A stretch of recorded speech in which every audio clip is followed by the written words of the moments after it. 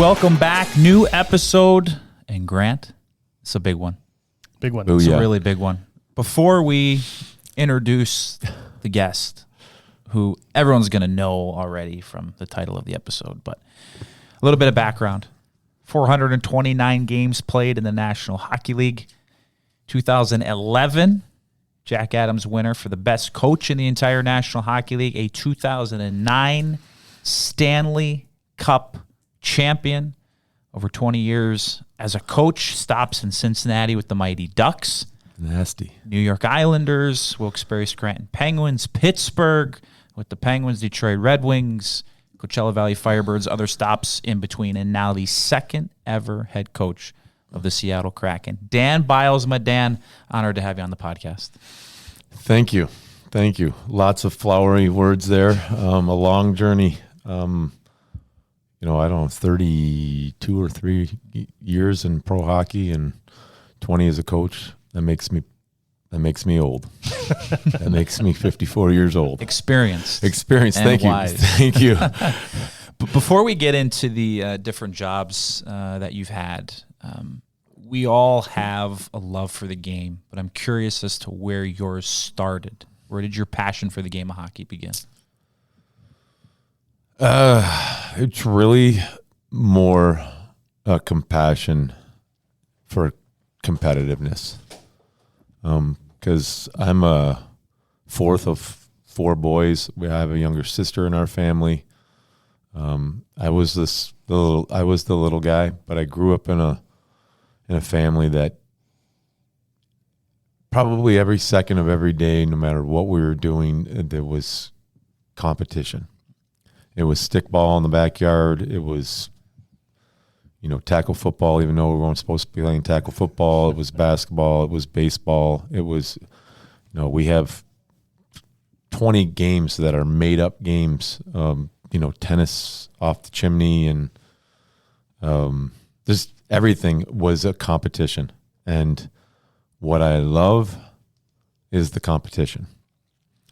I like winning, but I like the competition maybe more than just the end result. And so, I played all sports growing up. I played golf. I played every sport except for football. It was too dangerous of a sport. My dad wouldn't let me play football, organized football. But, I went to college to play baseball and hockey.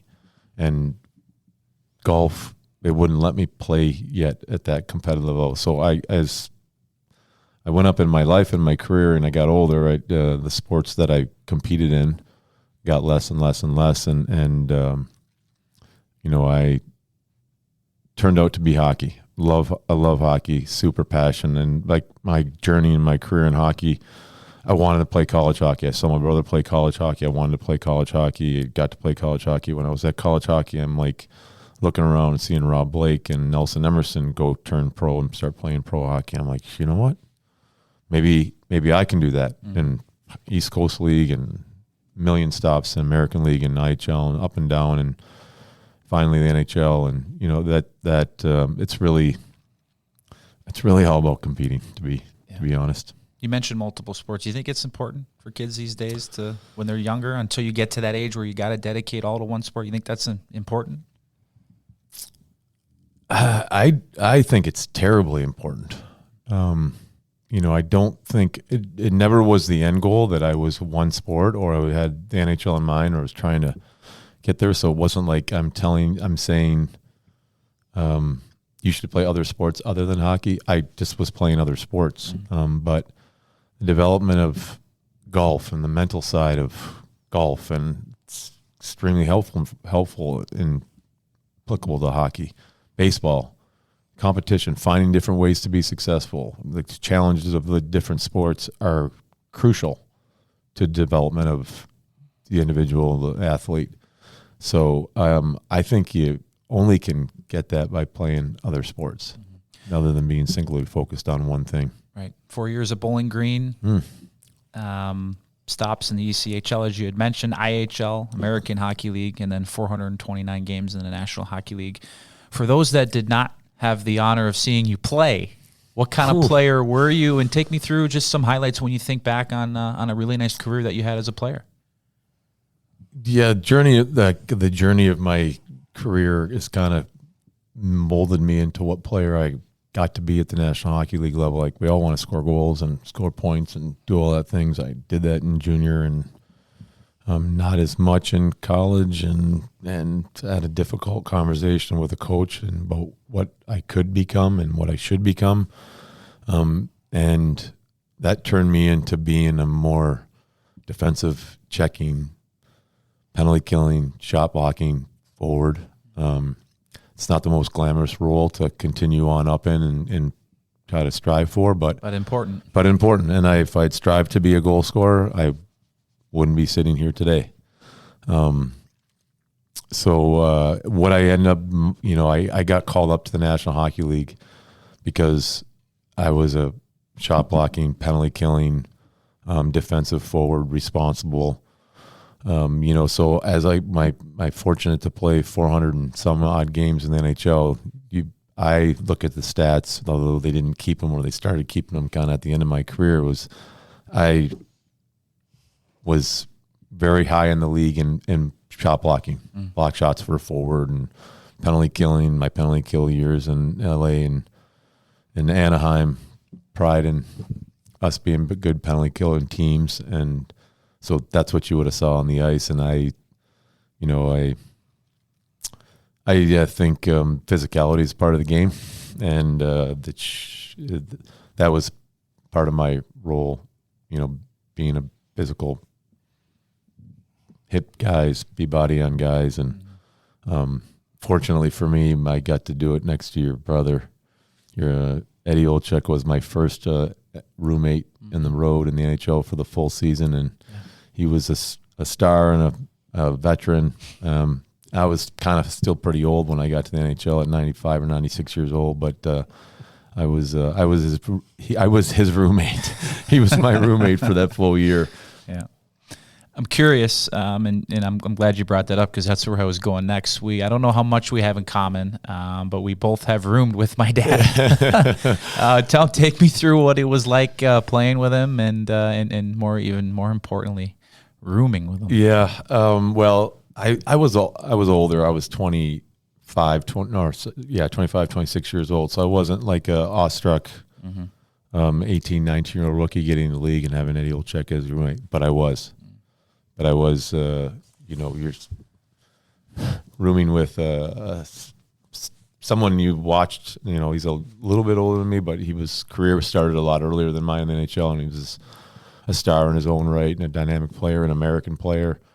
Blackhawks were a team that I listened to on the radio a lot as a kid, so I was a closet Blackhawk fan a little bit when I was younger, and so.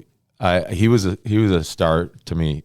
Having said that, he was like an older brother to me. I had three older brothers, and grew up as the younger kid and followed what they did. I did whatever they did, and that's what kind of roommate Eddie was for me.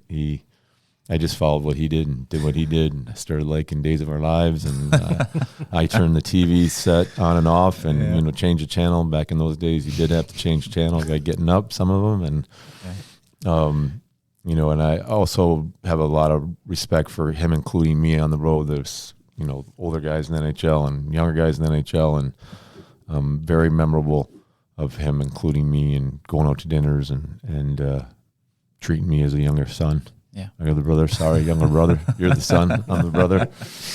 Somewhere along the line, you got the name Disco as the nickname, Disco Dan. Yeah. How did that come to be? We want to hear it from the horse's mouth. We're now in the disco era. Yeah. So we want to know. I had a nickname growing in hockey and in life. I think you have a nickname. Growing up, whatever. I had a nickname for 18 years of my life. We're not going to get into that name. No one's going to tell you that nickname. But I think as I got into hockey and pro hockey, I had some version of Biles or Bisey or something like that. Was the shortening of my last name was my nickname. I started playing for a team in the IHL in Phoenix, and I was new to the team. Excuse me, but my nickname was Bylsma. And Byron Defoe, it was I think a lockout for a month or so at the start of that season. He came down from the LA Kings down to Phoenix in the IHL, and he walked into the middle of the room and he said, "My nickname's Bylsma. You got to get a new nickname." So me getting a new nickname was a running joke for the next little while, month and a half or so, and it was every day something new would happen. A tryout. I went through a tryout for sure.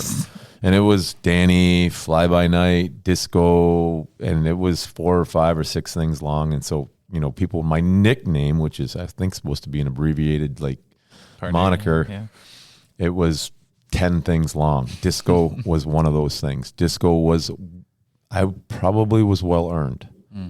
In the IHL in those days, you played 2 games in the weekend, you stayed the night, flew the next day back to your home city, which meant you were probably going out for dinner somewhere. Yes, dinner. Mm-hmm. And am I afraid to get on the dance floor? No. Do I have a lot of energy and tend to move around given the opportunity? Yes. So disco kind of ended up sticking. Yeah. And then it just followed me up into the LA organization, to the Anaheim organization. I coached, went from playing in Anaheim's organization to coaching in Cincinnati. And so some of the players that I had played with were now I was coaching, and they started calling me Disco, and it just keeps following. The one time it kind of stopped was when I got called up to Pittsburgh in 08-09 season. And Chris Kunitz would be one in particular that had known me as a player, called me Disco. As an assistant coach, called me Disco. Got to the NHL, and he, out of respect, didn't call me Disco, but every day he would look me in the eyes and say, "Coach." The unsaid. It was the unsaid. Yeah. He was saying Disco every day, but he looked me in the eye, "Coach." Yeah. Now it's kind of changed. Maybe going back to the American Hockey League and getting back with the younger players. Now, it still catches me a little bit every time they say it, but players start calling me.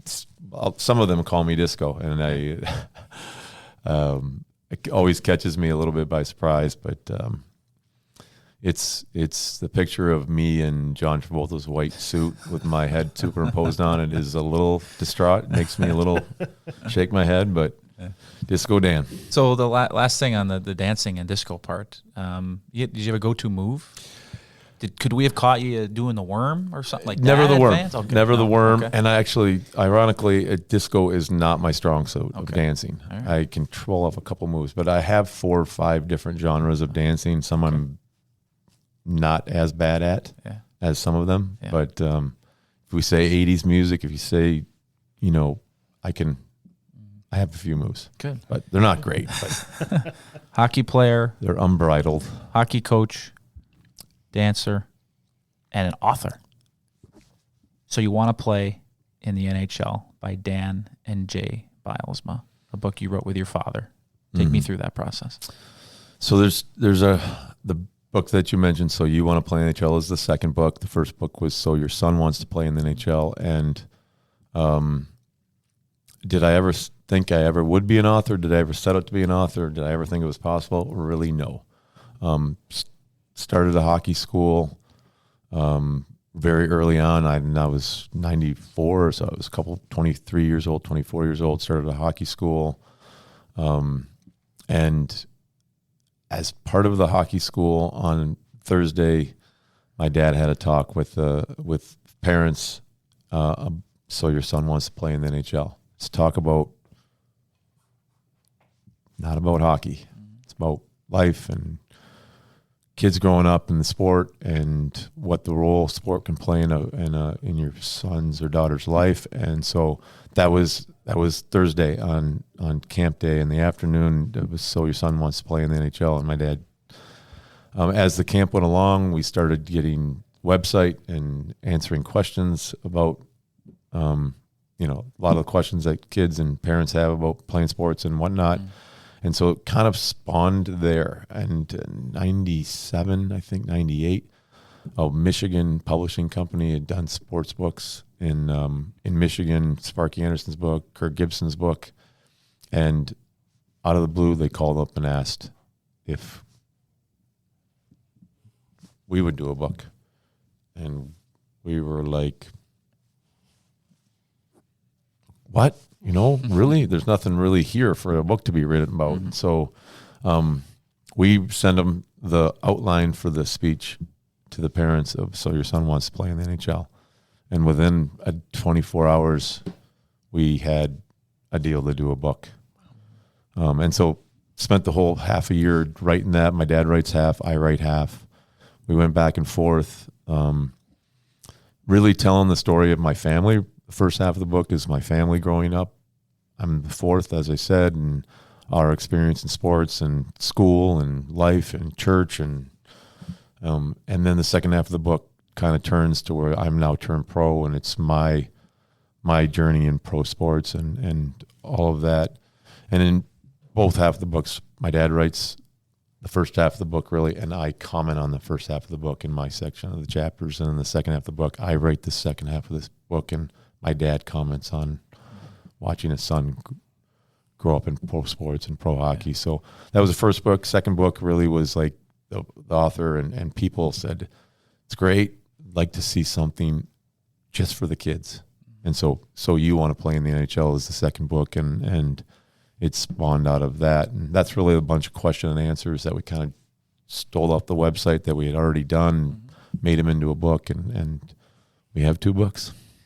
You bring up family and your dad. What do they mean to you, have meant to you, and not just your career, but your life and the relationship that you have with both your dad and your family? Yeah, everything. I think all who I am as a person, what I believe in, what values that I have, they all come from my family. They all come from my mom and dad and growing up in that family and what they established for us. And so, who I am today is everything to my family. So really important to me, and it's really all about my story, and frankly, that's kind of how I want to coach too. So with both books, and now that you've been coaching for quite a while, have you had any interactions with folks who've read the book and have told you their story about it or how it's helped them or anything like that? I read the reviews, by the way, stellar reviews on Amazon. So go make sure you go buy it. Yeah, on Amazon. Yeah. Are you still getting royalties from it? Or? Yeah. Okay. That's an interesting story on by itself, but yep, occasionally, yes. But I think the kind of the most gratifying, it's a daunting thing to actually put your life story, put your words down on a piece of paper and like, holy crap, people are actually going to read this. Mm-hmm. And that's not the best, that's not the most, that's an unsettling feeling. I'll just say that. It was like writing this stuff down and you're putting yourself and your story and your life out there, and said unsettling, but repeatedly, and it's been a while now, it was 98 or 99, the book came out, repeatedly over the years, and still to this day, people come up and say, "Oh, I read your book. My dad gave me your book." Parents say, "I read your book about your story, your family story, and growing up in sports." And it's super big. Everyone should read it. And I have people who hand the book out to people saying, "You should read this book because you should read this book."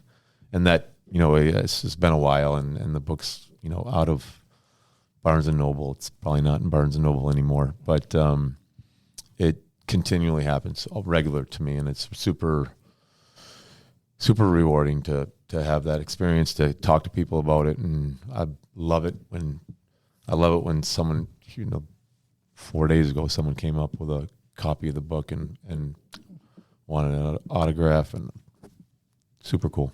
Better than a hockey card, yeah. Better than a hockey card. From playing to coaching, pretty simple. Why coaching? What really stood out to you?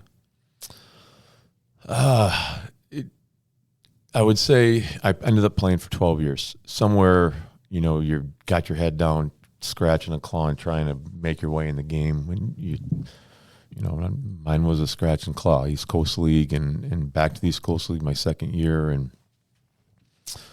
a couple different call-ups,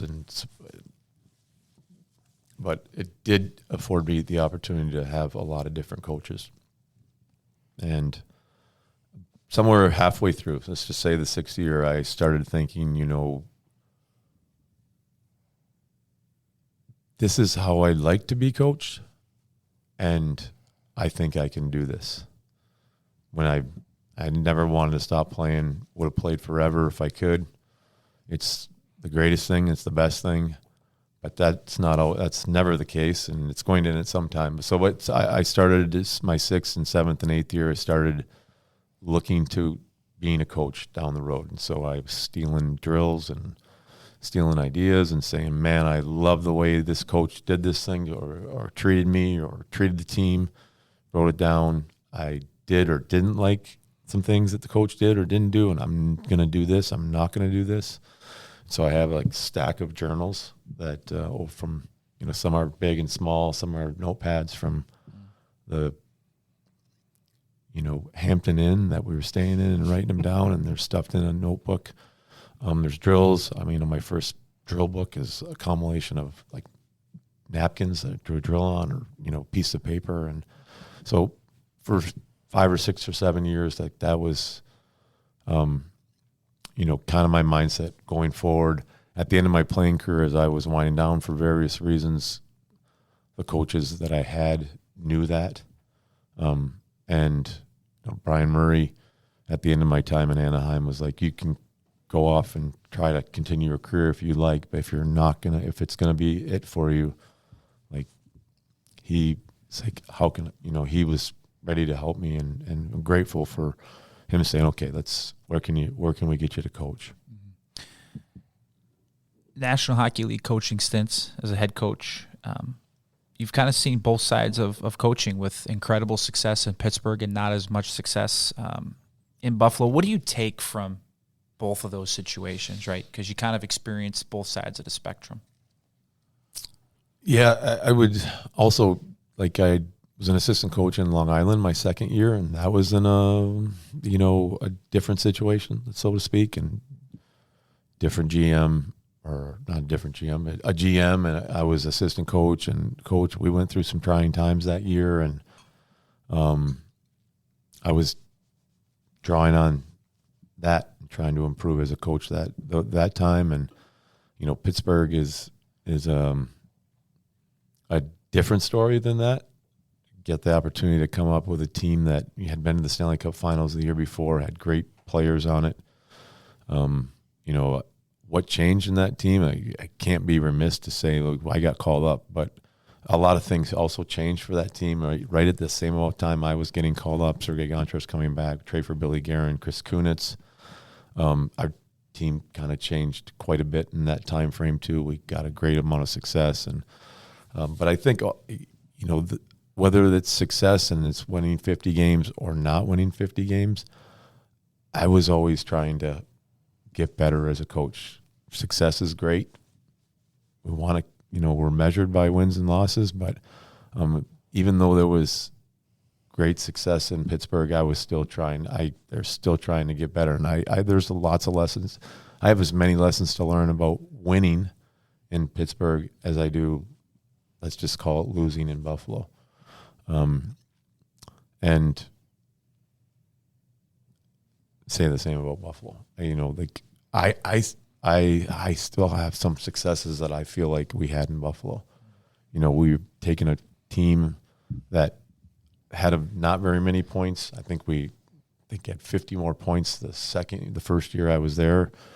A team that figuratively hadn't won any games, and we won a lot more. I think there was positives in Buffalo when you're growing young players, and Jack Eichel and Sam Reinhart, and they're great players. We've got to develop them and get them to the next level. And I think we were trying to do that. didn't work out, and we go in a different direction in Buffalo. But I look at all those scenarios: well, the winning, the losing, developing the players, working with great players, working with great players that are just drafted in 18 years and are going to develop into elite players. I take all those learning experiences and add them to what I am as a person and as a coach, and can't wait to apply them here with this opportunity. You mentioned some great players: Crosby, Malkin, Tang, Eichel, especially with the guys from Pittsburgh. A lot of people might think it's easy to play with great players, where I think it's very much the opposite. How about coaching them? What not only what did you learn, but did you have to adapt at all? Was it difficult to coach those guys? Because those aren't just good players. I mean, as you know, those are the stars of the superstars in the NHL. I think the spotlight is greater when you're coaching a great player. When you think Sidney Crosby's a great player, you are wondering how it is going to be to coach him, or if you can coach him. What the heck could you ever say to this guy and help him get better? And I certainly, one of my snapshot images that I will always take with me as a coach is I was an assistant in Wilkes-Barre's training camp, and Michael Terrian, the head coach in Pittsburgh at the time, was gracious enough to give us an opportunity to coach the players in training camp. And so I was coaching, doing a drill, and get to the board, and you turn around, and there's Sidney Crosby on his knee staring at you, and you're like, whoa. I don't think anybody wouldn't feel that, I guess so. Right. It was, but what makes Sidney Crosby an easy player to coach is that he's constantly working to get better. You've got to have something to say to him for sure, but he's constantly wanting to get better as a player, and so he's eager and willing to hear someone speak to him about, hey, we can get better here. And see his growth as a player in a lot of areas over his time in Pittsburgh, his face-offs and shooting the puck, and he's always trying to get better. And so it's easy to coach him. For Sid, is there an underrated part of his game that maybe doesn't get as much appreciation, right? Because you look at the numbers, you look at the success. Is there a part of his game that you think he does better than anybody else that maybe flies under the radar a little bit?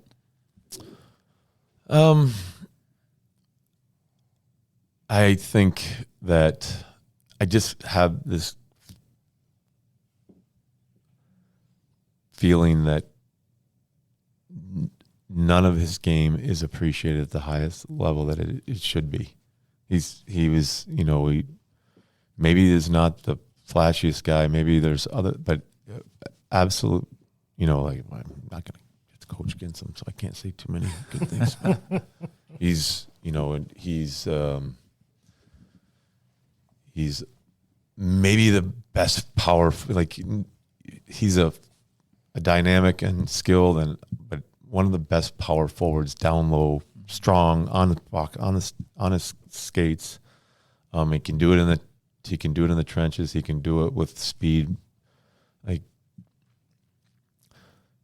He's. I don't know if it's. I think by now it's not underrated. I think maybe he keeps doing it, and he's. Now we're like, he keeps doing it at whatever age he is now. Once heard someone describe him as like the most skilled grinder ever. Probably type of thing. That's probably appropriate. Yeah, it's probably appropriate. So you've coached, the Crosbys, the Eichels, these big superstars, but kind of in the same vein as what Nick is asking you, is there a player that you've coached, throughout your career that you would say you're surprised that they didn't get more of a spotlight because of how good they were, and underrated, if you want to say?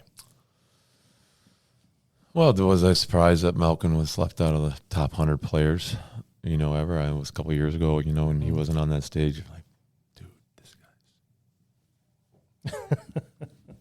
guy's he's a top 100 players. it's tough to say he's underrated because I think we all have seen him for years and years and years do really, really, really well. But I to be honest, I think that about most players. Is I think, I don't know if it's true or not, but Jared McCann can score goals. Like he can score goals. You get to 40, that's significance, but to this, his shot cannot be underrated. It cannot be underrated. He's a goal scorer. He's got a bullet of a shot, and I think that about, people are asking me about Yanni Neiman yesterday, and like, this guy's gonna be a good player. He has the ability to be a good player, and he's got an electric shot.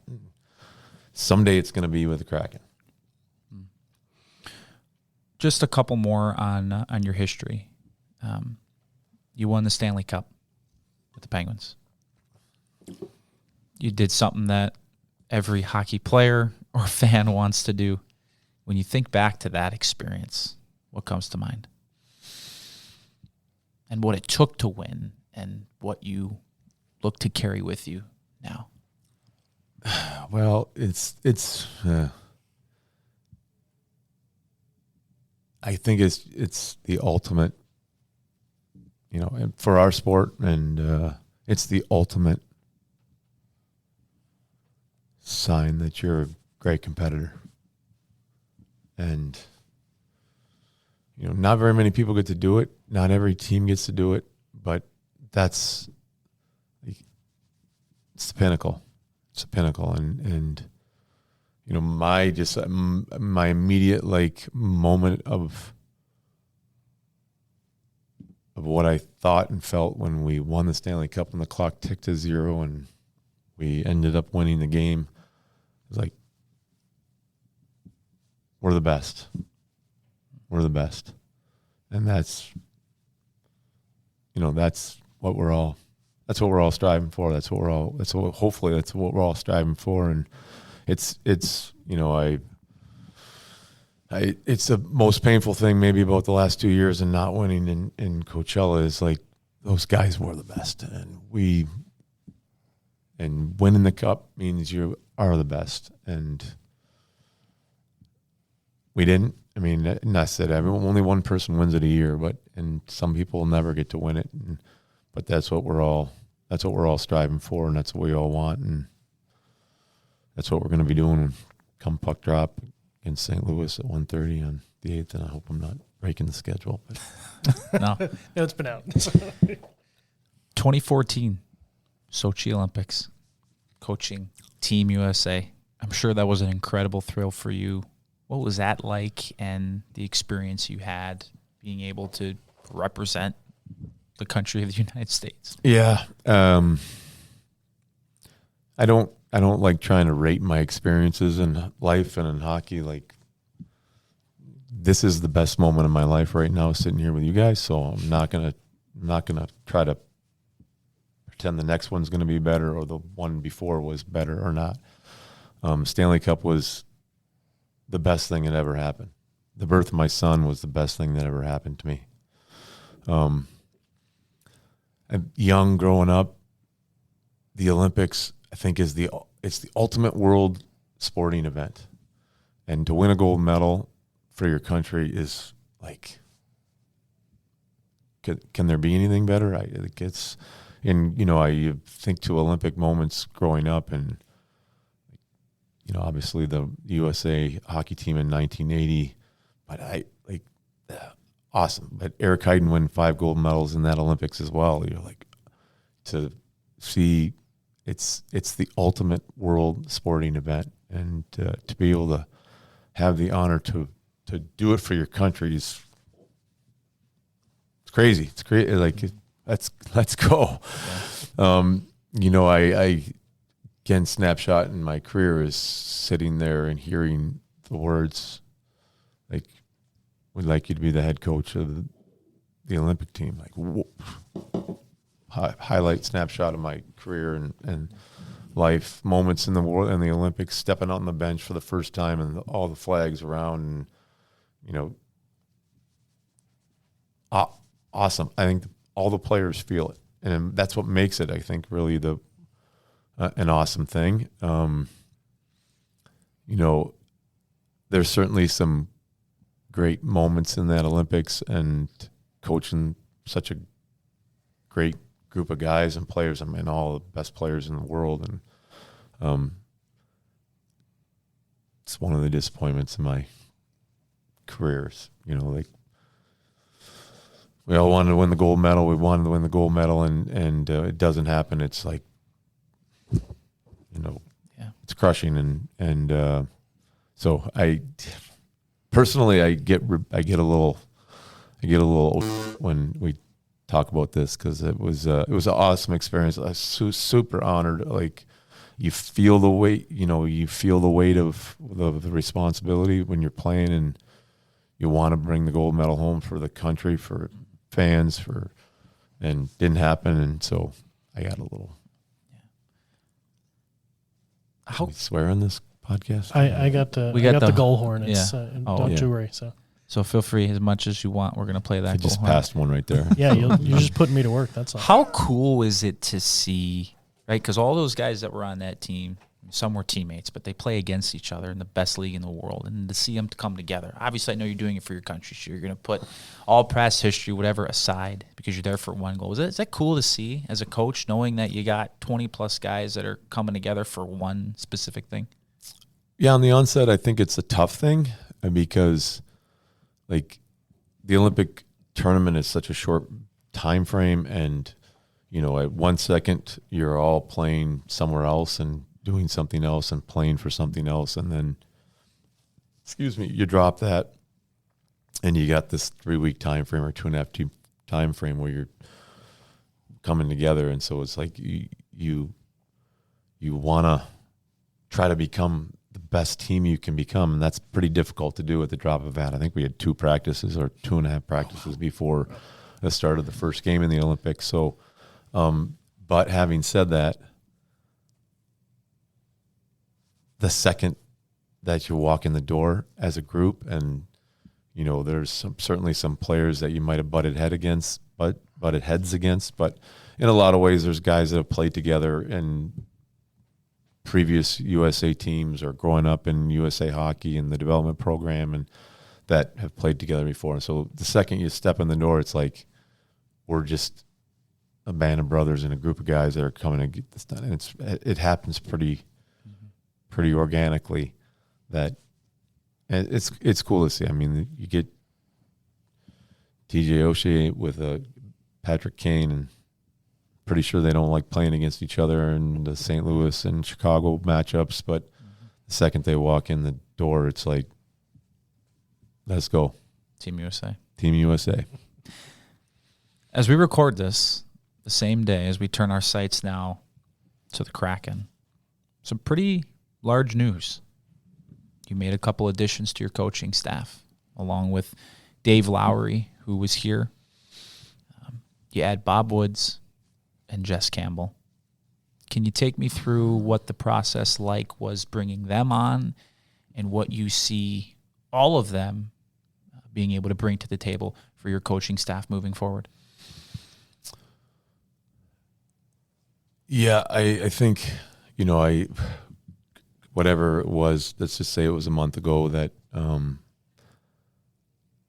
even before that, because I was in conversations with Ron about the opportunity here in Seattle prior to that, getting named, and conversations about what staff would possibly look like. We've been having for, a month and maybe a month and a half now. And even, getting named as the coach, it wasn't all in place at all. When I got named the coach, certainly we'd had some discussions about those situations, but not at all in place. And trying to do that as well while we're playing hockey and rounds 3 and 4 in the Calder Cup. Some of that was happening then, and but immediately in talking with Ron, he thought it was important that I talk to the coaches that were still here, and I'm unfamiliar with. Other than seeing Dave here at training camp and spending some time with him there, I was unfamiliar with Dave. But in the conversations immediately with talking with Dave, of his relationships with the players that he's established, that he knows about, were like immediately even more important than I think the continuity of him doing the PK, which he will keep doing. It was that interaction, those relationships that were right away clearly important that I would need those and value those contributions that he's brought to the staff the last couple of years and going forward with me. So, that one was really done pretty immediately, although maybe you didn't hear about it. But as the other, what we thought we needed in the staff, what we thought was important in the staff, kind of been conversations over the last three weeks. And, I kept bringing up Bob Woods in the conversations. And I kept bringing up Bob Woods because I've coached with him before. I've coached against him. And he's done some great work with the defense in Washington and different players in Anaheim, and also different players and different personalities in Minnesota. And I think that's clearly evident when you see his body of work and what he's done. And I think Bob also knows me. We've worked together, and he knows what I expect. I know what he brings. And that continuity, even be it just the year that we had together, is important to me and my message. And it's also confidently how he's going to coach the D and be with the D and have established relationships with the D is critically important. And so Bob, fell into place, and super excited about having him on the staff. And he also, in my time in Buffalo, ran the power play. Actually, very similar to the way we're going to do it this year. He ran the power play with the assistance of Tom Ward back in Buffalo, but which leads to Jess and having Jess. And I think I've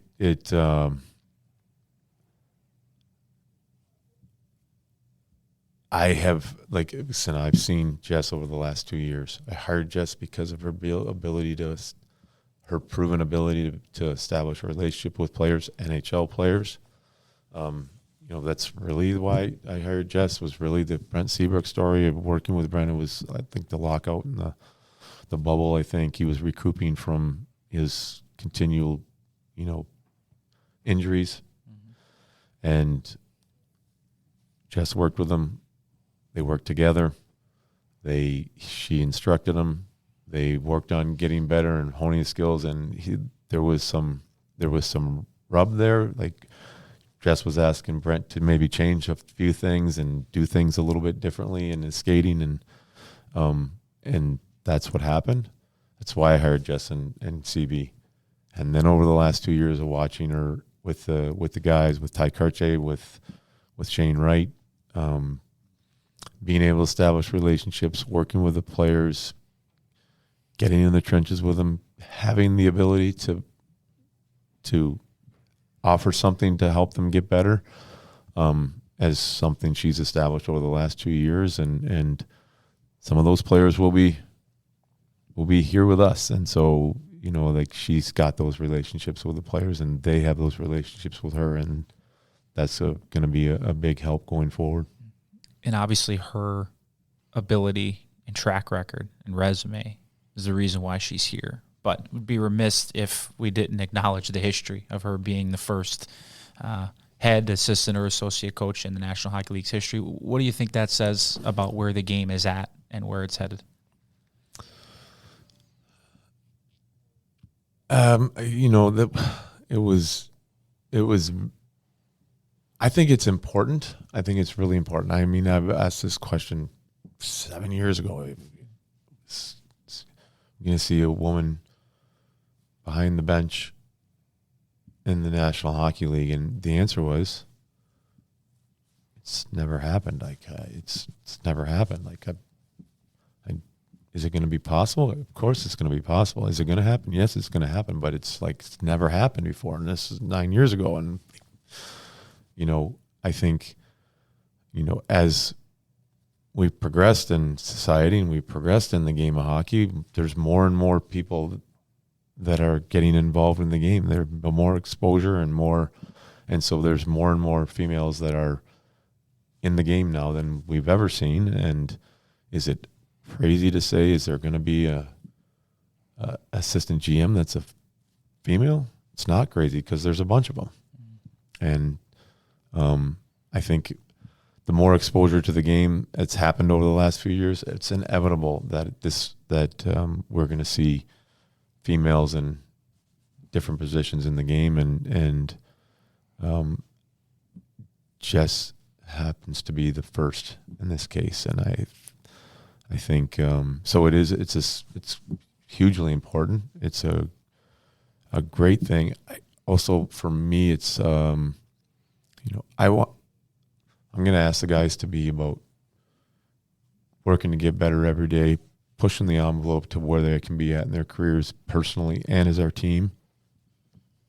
And there can be, Jess is an example of that. Organizational success, right? Coaches, players. So Jess, who's someone I've had the pleasure of getting to know over the years, unreal person. Incredible coach. Jess, congratulations, and very well deserved. I would want to spend a couple of minutes on when you did receive the call asking to be the head coach of the Kraken.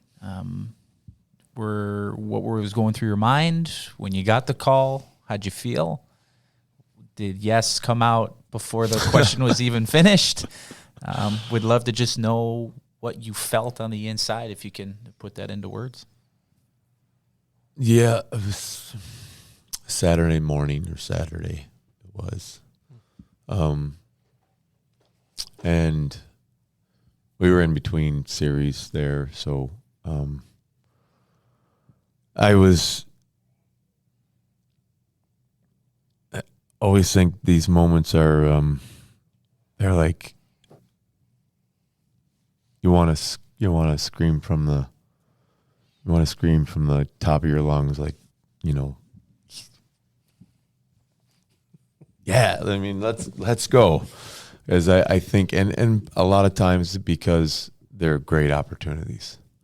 And as my journey in my life, you just want, I want to compete.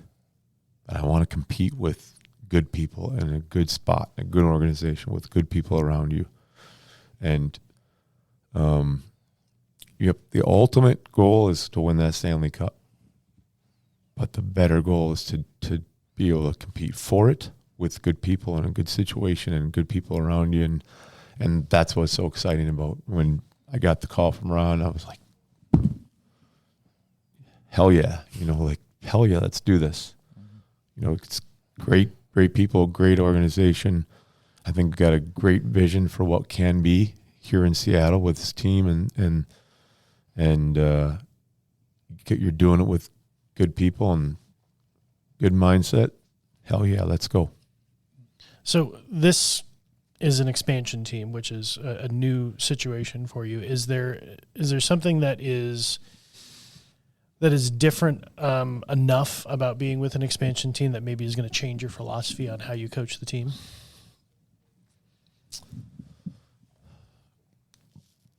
Slightly different, for sure, but I feel the same challenge. With this team as it did coming into CV 2 years ago. That was, it wasn't an expansion team, but it was a new team, right. And it was a new group of guys coming in together with, we had no precedent. We had no experience together. We had no building to play in. We had no idea what our jerseys would look like. We're just coming together with a group of guys. And in some part, we didn't have any prospects in the organization. We didn't have any drafts yet, or maybe just one draft. Well, you didn't have a building. We didn't have a building. Some time here, home rinks right out here. Yes. So we were a group of guys that were kind of, free agents coming in together, kind of like an expansion team. Mm-hmm. So I feel like I feel a little bit with this opportunity like that one preparing me for, this opportunity. The challenge for us as a group, we got to come together. Maybe we've been overlooked in some way in some spots and landed us here in a new spot, in a new building, in New Jersey's, and let's go. All right. Let's go. As we look ahead to Dan Bylsma, the Kraken head coach, I don't want to close the book, it is certainly a chapter that is now in the past for you, but how was it in Coachella Valley? The team, the success you had, and when I had the opportunity to spend some time down there to get a feel for the hockey-crazed fans that are down in Coachella Valley. When you think to your time there, how does it make you feel? Well, I feel super amount of pride, and because the message from Todd Lywicki and Troy Bodie, Ron Francis is we're trying to build a community. We're trying to build a team that the community can get around, buy into, become a part of, and that's kind of a little daunting, I guess. I'm just not playing hockey. We're trying to get everybody on board in the whole community and get excited about what we're doing. And I think everyone, tough to do if you're not going to win. It's tough to do if you're not going to win hockey games, throw 72 losses out there and you ain't going to get community. So you feel challenged to have it be a winning environment, a winning atmosphere, a winning team on the ice. But I was like, we had some trepidation. We started in this building for 2 months. We lived down the hall here in a tight closet and played a couple home games here at KCI, and we were here for a couple months, and then we're going to CV. And I remember stepping off the plane in the most unique airport that I've been in. And you step off, there's birds flying around, you're outdoors, and it's like, and there was about 30 Firebirds fans in this tiny little airport at one of the gates waiting for us. We stepped off the plane in November on a Monday or whenever the heck it was, and there's 30 fans waving Firebirds flags, and we get off. And I'm like, what is going on? We're in the desert, and but almost immediately we got that sense of we are part of this community, and we are coming here, and a lot of different people and a lot of different faces. You got a lot of Canadians and coming from Calgary and Winnipeg coming down for the winter and being a part of the Firebirds. You got people coming from Seattle, and they go down there in the wintertime, and they were part of the Firebirds. Met a lot of people from Seattle that were doing it. And then we met a lot of people from Coachella Valley that were lifelong, desert people. Desert, lived there their whole lives, might have had some familiarity with the Ducks and the Kings from being close by, but kind of maybe desperate to have a team of their own. And immediately, they came together, and we got this great building, great community, great fans, crazy fans, some young, some old, some snowbirds, some from people from the area. Made it an awesome place. And as I'm leaving now, some of the comments from the fans are like, we're such a part of the community, and we love this is what we've always wanted and needed, and this is great, and had a huge effect. And so that's pretty cool. Yeah, something you and your staff and all the players should be really proud of for establishing that. We are. Kraken GM Ron Francis said, Dan brings a passion to the rink every day, and the podcast too. Yeah. He didn't say that, but I'm going to put that in there. His teams play hard every day and every time you watch them play. As far as your coaching philosophy goes, can you take our listeners into what you're going to be looking for from this Kraken team this season and beyond? Yeah, I think fast is always going to come out of my mouth. I think Our game is great because it's a fast, physical, electric game. Team should play fast. And the North is a buzzword, but North is also an execution word, and it's meaningful from that direction. So the word North is not just like a direction on the map, and the rink is east-west and north-south, but North is an execution way to play with the puck. And so North is the fastest way to play. It means we're going to play fast, and we're going to play North, and I think the game is won when you compete in the offensive zone longer than the other team. And but two words are optimal there: the offensive zone and compete, because that's what people like to come and see. Compete. And I hope to hell that is what we are.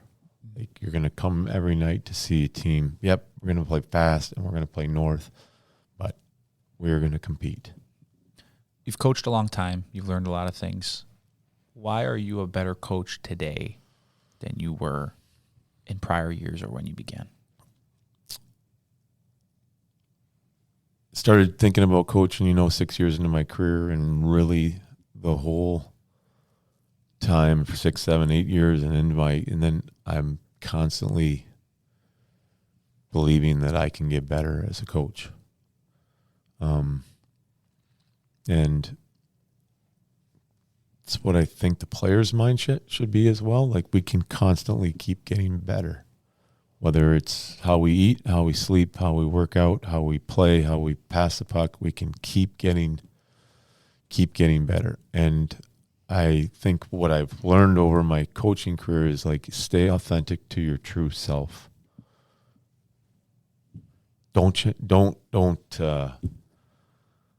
There's, when you hit a loss, when you hit a bump, there's a desire and a need to we have to change. We have to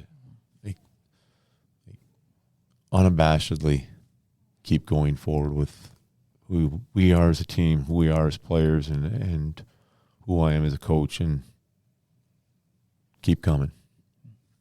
So you've made the transition up here to Seattle now. Obviously from the desert, even from the East Coast, it's a little different. What's been, I don't want to say a pain point, but what's been the biggest adjustment for you coming into the Puget Sound and living on the West Coast? Trying to find a place that everyone can agree upon is the best place to live in Seattle. That's the hardest thing by a mile. People are we're bullish. Yeah, we're like, we should live here. You should live there. You should live here. Like that. So, and maybe the reason why is because, like, I look around and I'm like, there's a ton of good places to live. Mm-hmm. I'd love to live right there and be right close to the rink, or I'd love to be down in Bellevue so that decision has been the hardest one to decipher since coming. Well, hopefully you've landed on a good neighborhood. I think I have right now. I see my phone blowing up. So, just a few more for you, Dan, and thank you seriously for your time. We know you're a well-desired and busy guy at this point. We're in the middle of development camp right now. What are you looking for when you're out there? You're evaluating, you're learning these players. A lot of them you obviously know very well, but what to you is the importance of development camp for these prospects? It's, I think, I said it to the players, like, this development camp is not a tryout. It's not, you're not going to make the Kraken organization or not make the Kraken organization in development camp here. They're here for a reason. They're here because our scouts and amateur scouts and someone has saw them play, saw what they're good at, saw what kind of player and people they are, and we desire them to be in our organization. This camp is about us showing them what it means to be a pro hockey player, to be a Kraken, to how we want to play, what we value in our work, what we value in our skill set, and it's their opportunity to listen and take all that in and learn that. So it's from the gym, it's from how we eat, it's from how we practice, it's what we value in skill and development. That's what we're trying to give to them these few short days, and it's their job to take it all in and absorb it, and and help them become more comfortable in being a pro hockey player and what they can expect in the fall when the opportunity comes to come to camp. I'm sure your eyes have been pretty comfortable looking at the roster sheet as far as what it's going to look like moving forward for your team this year. 2 new shiny toys that have joined the team. One being one of the top defensemen available in free agency, Brandon Montour, former teammate of mine and junior. Great guy, obviously a great player. And Chandler Stevenson, a center. How do you see those guys fitting into this team? You don't want to, it's early, you don't want to make any projections or whatnot, but just maybe give our fans a little bit of an inside scoop as what each of those guys bring and then kind of the roster as a whole. Yeah, probably the Stanley Cup champions is a big thing. But I have looked at the roster, and they are in a certain spot on the roster for sure, and we naturally do that in the off season. But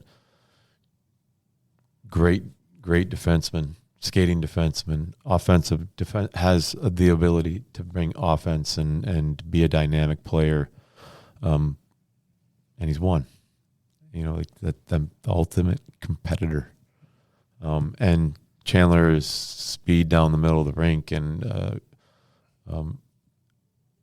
definitely speed down the middle of the rink. A centerman, a guy who can be, up and down the lineup, but he can be in a center. He's played a bunch of wing as well, and in one he's done it in Stanley Cup winning team. So it's super exciting to really, 2 days ago there were open spots, and now they got those 2 guys in there, and that means, okay, great, we're looking good there, and we got good, got centerman depth, and we've got, a defenseman that's Dunner's going to be on the power play, and Monitor's going to be on the power play. Got 2 good offensive defensemen back there, and got depth down the center. You got more speed, and you're in the center position. Exciting. Lastly, I want to ask you about a couple of players that you know very well from your time down in Coachella Valley, and would just love a couple of words that would come to mind, whether it be the player or the person. Let's start with Johnny Hayden. Johnny Hayden. Johnny Hayden, to me, I really like this conversation because I think he's a guy who, kind of like my career as a player, there's ups and downs. You make the NHL, you don't make the NHL, you get sent down, he's just kept putting in the work and kept grinding away and kept focused on being a good teammate, but also becoming a better person and a player. And, that doesn't mean where he's at or what he's not at. He was disappointed for sure when he gets sent down from Seattle last year, but just the amount of work and dedication and being a good person and a good teammate.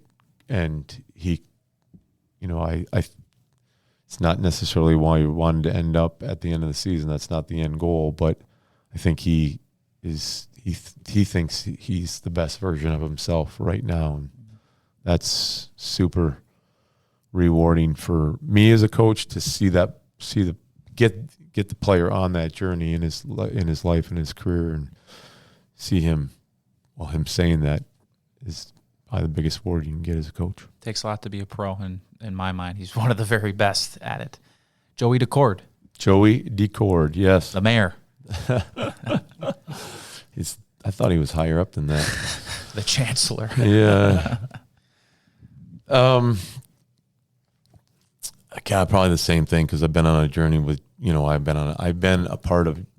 along on the ride for Joey's journey for 2 full years, and one in Charlotte and one in CB, and then watched his last year, his journey up to here and do so well with it and do really well with it. And so it's just, and he's a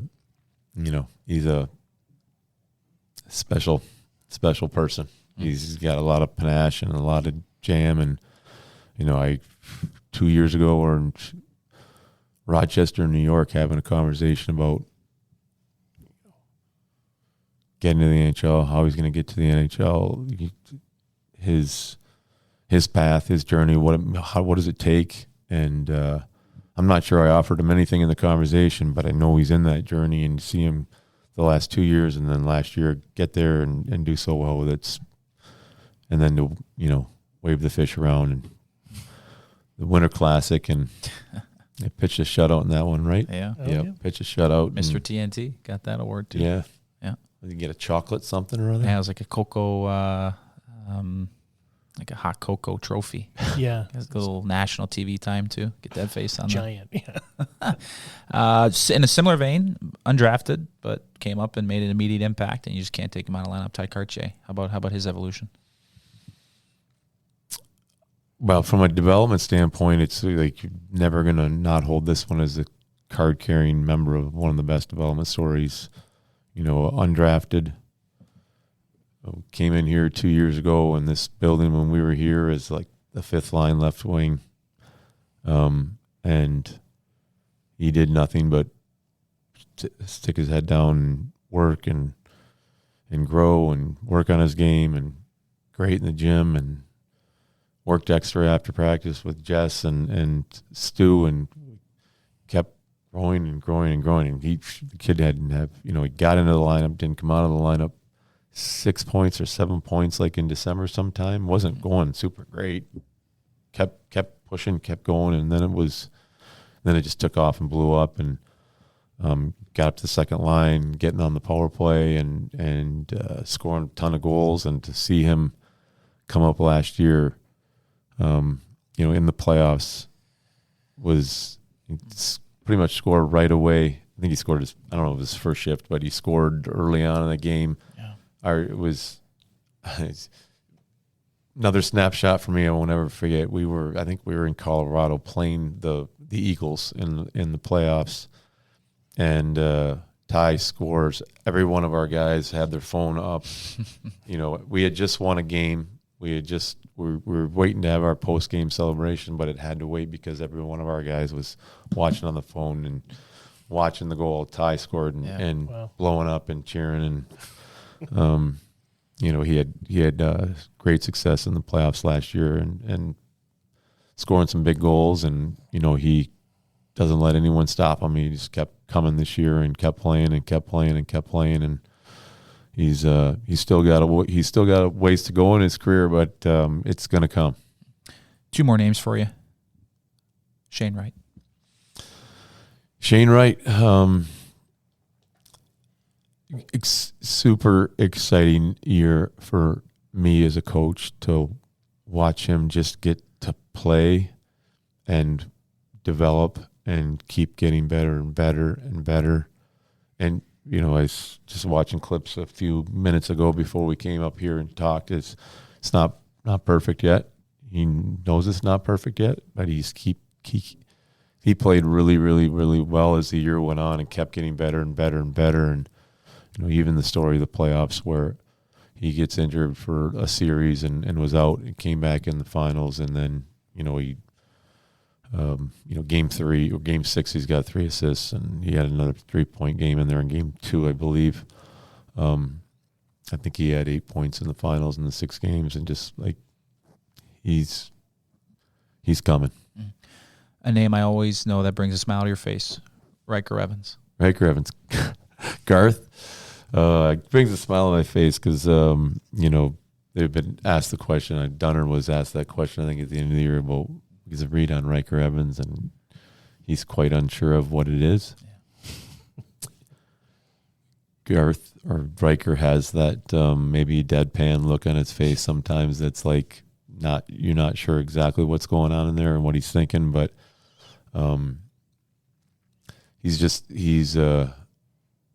maybe because he is a kid who puts a lot of thought into his lot and where he's at and what he's doing, and over the course of a year and a half, 2 years now with coaching him, he's just really comfortable with how good of a player not only he is right now, that he's going to become. not only me saying that, but him thinking and believing that. And, we're all on a path in our journey, but, I think his is only looking in the upward direction. Dan, we're all very thrilled to have you here, and looking forward to a lot of success moving forward. Thanks for joining us. Absolutely, guys. Thanks, Dan. Thanks. Appreciate it. Signals from the Deep is the official podcast of the Seattle Kraken. Hosted by Nick Olchek and produced by me, Grant Beery. Have a question for Nick? Leave a voicemail on the Signals from the Deep hotline at 206-279-7810 or send an email to signals@seattlekraken.com. Your question could be featured on an upcoming episode.